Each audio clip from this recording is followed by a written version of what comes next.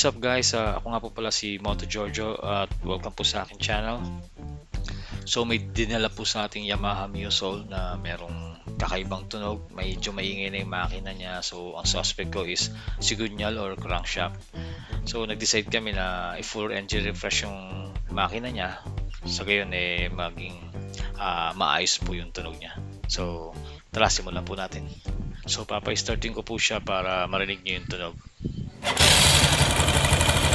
Ayun, grabe, maingay nga talaga yung makina.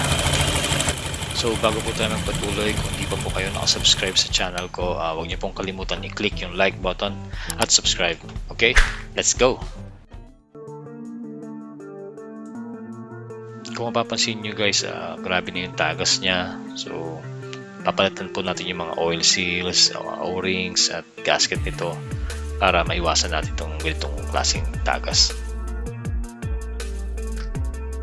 So guys, bibiyakin na po natin yung makina.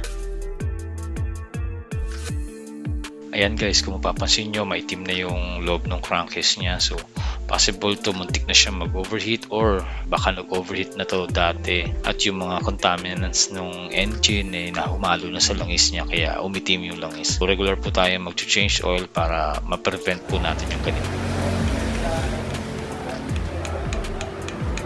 So guys, tama po yung suspecha ko na yung crankshaft or sigunyal yung may problema. So kung papasin yun, lakas na po nung knocking sound nung sa connecting rod. So papalitan po natin ng connecting rod set to.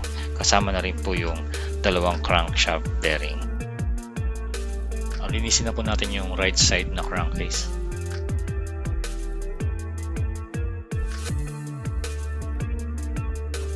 Sunod naman po nating linisin na yung cylinder head.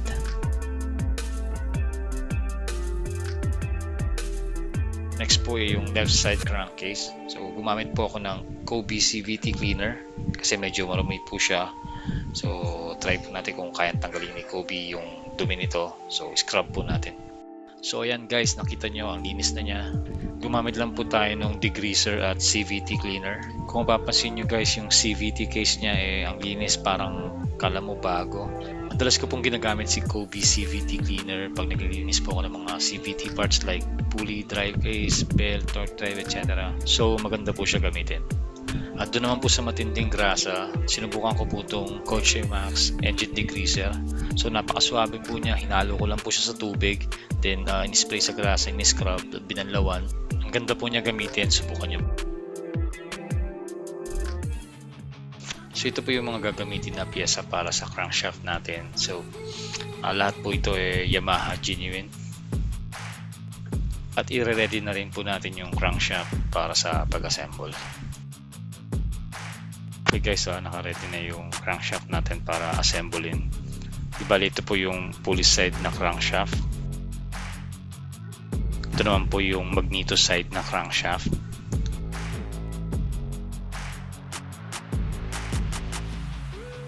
Ito naman po yung gear para sa timing chain at gear para sa oil pump. Ayan guys, buo na po yung crankshaft natin at align na rin po siya. Shoutout pala sa malupit na nag-assemble at nag-align ng ating crankshaft, ang ACT Dynamis. Kung may mga need po kayong ipamachine shop at problema sa mags katulad ng Bengkong, specialty po ni ACT yan. Sinama ko po sa video yung description ng shop nila para ma-check nyo. Okay guys, buuin na po natin yung makina. So ito po yung gagamitin nating timing chain.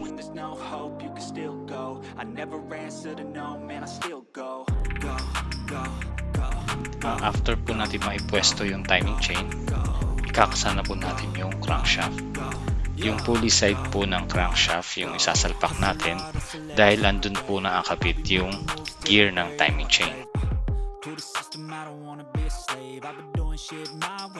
Ngayon naman po, lagyan natin ng liquid gasket yung magkabilang side ng crankcase bago po natin isara yung makina.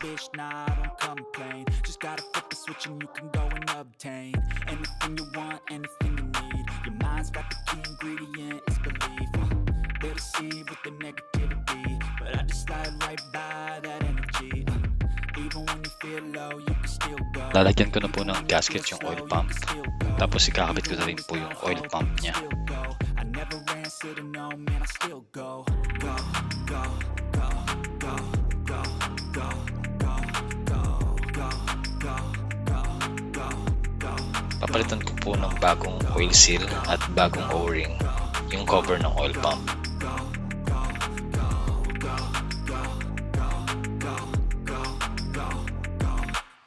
You got a mind, but even that could change. You could flip the gray matter like some batter in your brain. That's why I say, fake it till you make it A. And if you play that game, then you just might make a change. Rearrange all the bad to okay. Take the worst thoughts saying, turn them to a game. Take the best thoughts saying, put them on display. On repeat in your brain till you're feeling no more pain. Never slow yourself down, you can do some more. After po natin masarado yung cover ng oil pump, sunod po natin ikabit yung stator. Kabit na po natin yung bagong tensioner guide.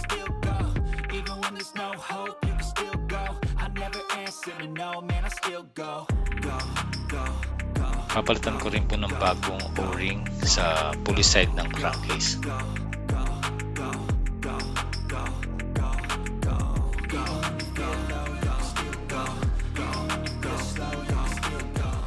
So ngayon guys, sa cylinder head naman tayo. So ang gagawin natin is magba-valve lapping tayo.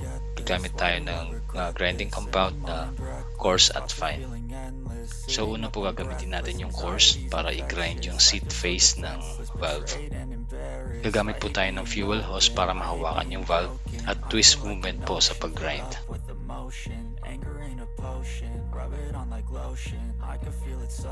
So sunod po yung fine. So yung nilapping po natin is yung exhaust valve. So sa intake valve, same procedure din po yung gagawin.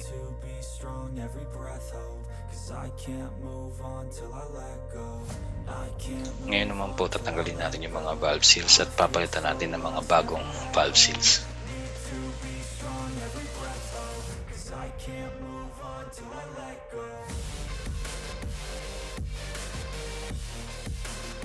Para naman po sa valve spring, gagamit tayo ng Sun Racing na 5 turns kasi po nagpalit tayo ng camshaft na 6.0. So para maiwasan po natin yung valve float sa high RPM.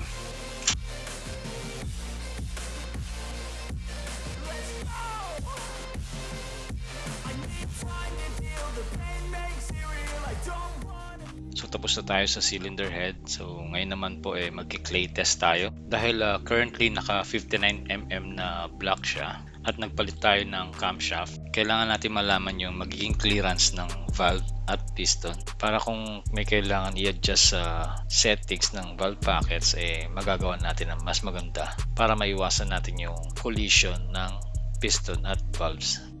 Okay, so buuin na natin yung top. Yung gasket po na ikakabit natin is designed para sa 59 na block at nabili ko po ito sa MTRT.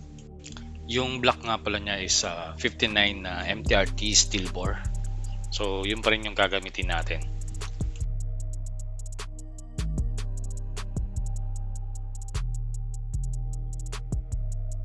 Nagpalit din ako ng bagong chain guide. Copper gasket po ng Pitts Bike ang ginamit ko na ang size is 59 para sakto po sa block niya.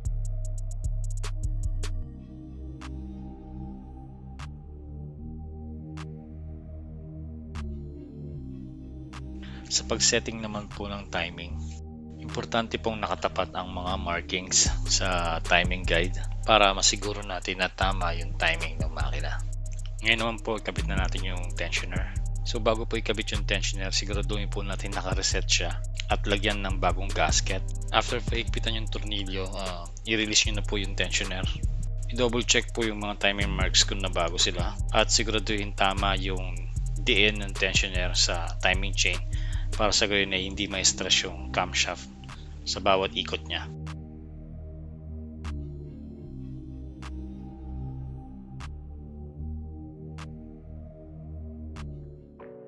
So ayan guys, nilinisan ko po at pininturahan ng matte black yung magneto flywheel niya para maiwasan yung pagtuloy ng kalawang sa flywheel niya. Ngayon naman po kinabit ko na yung ignition coil, yung starter motor, yung fan ng flywheel at yung engine shroud. So ayan guys, buo na yung makina. Nakabit na rin po yung gulong. So ready na po siya para ikabit sa chassis.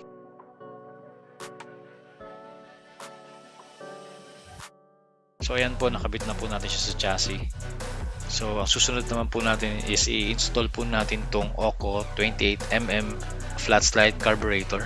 At ito naman po yung mga ilalagay natin.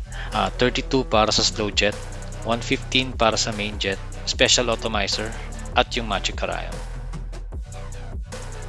Kailangan i-grind yung bead nung stock throttle cable para maging maliit siya at magkasya sa plunger ng flat slide. Kaya po nito, after natin i-grind yung bead, so pansin nyo maliit na po siya, so i-check natin sa plunger kung sakto na siya, at pag naipasok po natin yung white na lock, so ibig sabihin pwede na po yung cable gamitin sa carburetor. Ngayon naman po, kabit natin yung atomizer.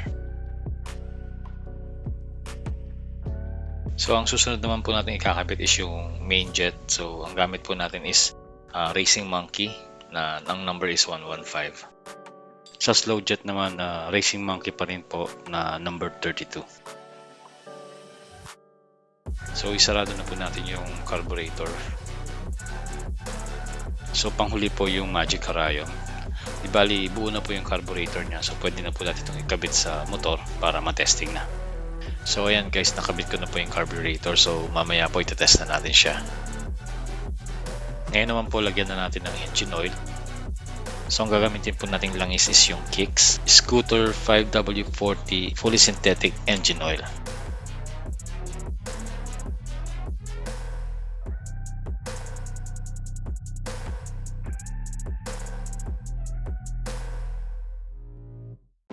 Ngayon guys, kabit na po natin yung tambucha.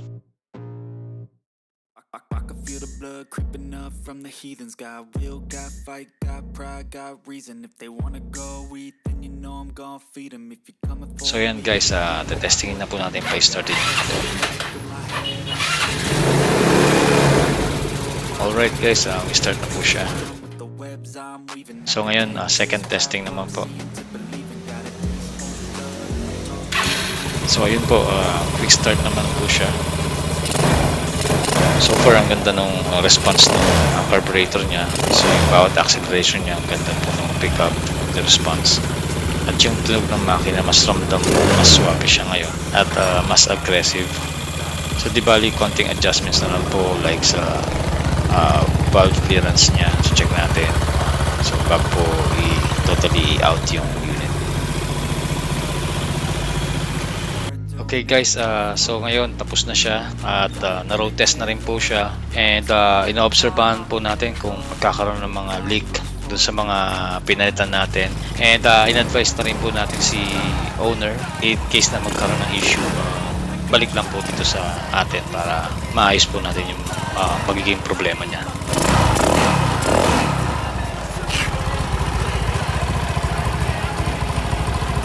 So guys, sana po nagustuhan nyo yung video ko na to, at sana po ay marami kayong natutunan.